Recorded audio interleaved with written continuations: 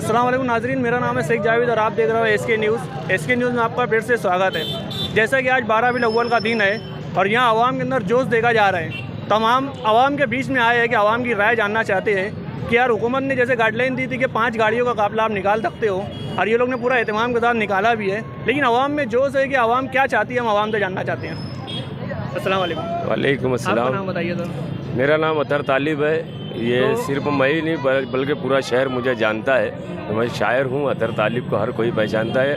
आप पहचानते हैं, ये बड़ी बात है। तो आप क्या बोलना चाहेंगे, जैसे आज जोश दिखा लेकिन हुकूमत की गाइडलाइन के ऊपर आप क्या बोल रहे हैं?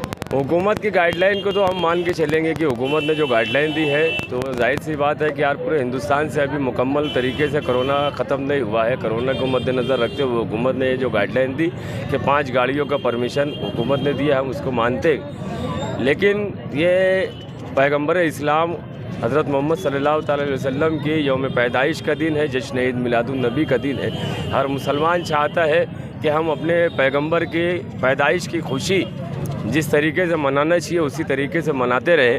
तो हम तो ये चाहते हैं कि हुकूमत जिस तरीके से गाइडलाइन दे रही है, आप जैसे आपके न्यूज़ के ज़रिए हम हुकूमत तक बात पहुंचाना चाहते हैं कि यार हुकूमत हम लोगों को जो दिलों का जज्बात है उसको समझते हुए अब थोड़ा सा गाइडलाइन को तब्दील करें और यहाँ की आवाम जिस तरीके से जुलूस को निकालना चाहती है उस तरीके से जुलूस गाइडलाइन के मुताबिक जो 5 गाड़ियों का इजाज़त थी वो 5 गाड़ी चल रही थी। बाकी अगर पीछे की जो जुलूस लेकर चल रहे हैं वो तो अपनी अकीदत के हिसाब से चल रहे हैं। उनसे मेरे कोई बोलने का राय भी नहीं है कि उनके लिए मैं क्या बोलूँ क्या नहीं। उनका जज्बा है, अगर वो अपने घरों से निकल के पैदल चल रहे हैं तो वो उनकी मर्ज़ी है। लेकिन हुकूमत की जो गाइडलाइन है उस पर अमल करते हुए 5 गाड़ी जो निकली है उसी को हम मान के चल रहे हैं कि वो जुलूस है। तो ये थे हमारे अतर भाई, और आइए हम दूसरे आवाम से जानते हैं उनकी राय क्या है। आदिक भैया, बच्चे लोग का जो जुनून है ये नारा लगाना चाहते हैं, आइए इनका नारा सुनते हैं।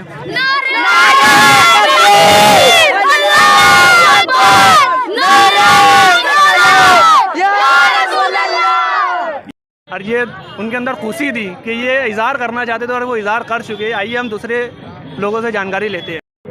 तो नाज़रीन आइए हम साहिब भाई से जानते हैं, इस्लामपुरे के रहने वाले हैं कि यार ये आवाम के अंदर जोश है जो वो आज बयान करेंगे अपने आप से। हाँ साहिब भाई।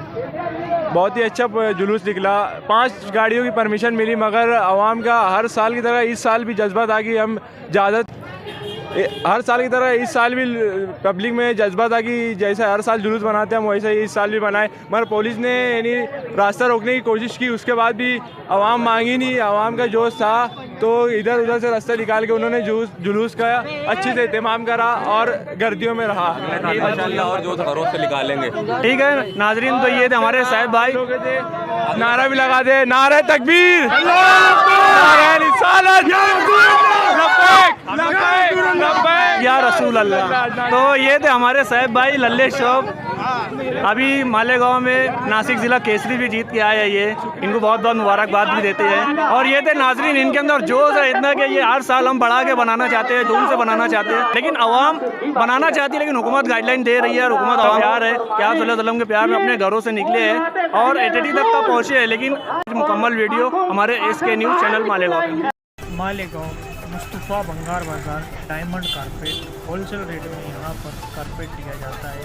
हमारा पता याद रखें, मालेगांव मुस्तफ़ा बंगार बाज़ार डायमंड कारपेट।